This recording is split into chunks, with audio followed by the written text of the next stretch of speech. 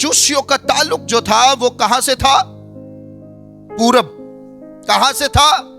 पूरब से था, यानी मशरिक से था।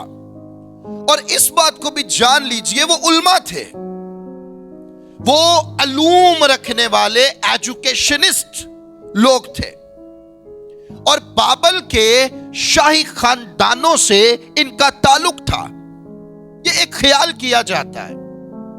फिर एक और रवायत मौजूद है कि ये आतिश परस्त थे, ये आग की पूजा करने वाले लोग थे।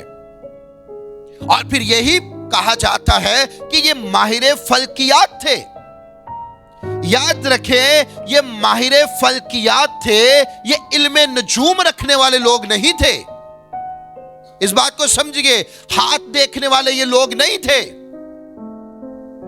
याद रखें, ये सितारों को देखकर ये अंदाजा लगाने वाले, ज़मानों का अंदाजा लगाने वाले लोग थे। ये इल्मे नजूम नहीं थे, ये माहिर फल्कियात थे।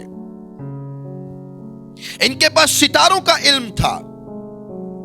और फिर इस बात को भी समझिए कि इनका ताल्लुक गैर कौम से था, इनका ताल्लुक यहूदियत के साथ नहीं था। ये तौहीद पर ईमान नहीं रखते थे, ये जिंदा खुदा पर, यहोवा पर ईमान नहीं रखते थे।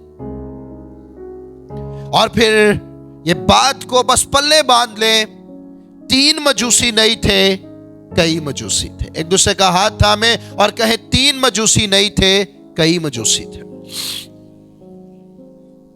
और एक और रवायत मौजूद है कि इनका ताल्लुक जो है वो ईरान से भी था, यानी कई मजूसी थे ना, ज्यादा मजूसी थे। कुछ का ताल्लुक ईरान के साथ था, ये साथ ही आपके लगता है। कुछ का ताल्लुक हिंदुस्तान के साथ था, ये साथ ही हिंदुस्तान है। कुछ का ताल्लुक अरबस्तान के साथ था, कुछ लोग अरब से थे। मतलब ये इन कंट्रीज में से निकले थे यीशु मसीह की तलाश करने के लिए। और कहां पहुंचे थे? अगर अरबस्तान से निकले, कहां को? इस्राएल की तरफ गए। आमीन। फिर अगर वो ईरान से निकले हैं, यानी पाकिस्तान के हमसाया मुल्क से निकले हैं, तो फिर वो कहां गए हैं? इस्राएल की तरफ गए हैं। आमीन। याद रख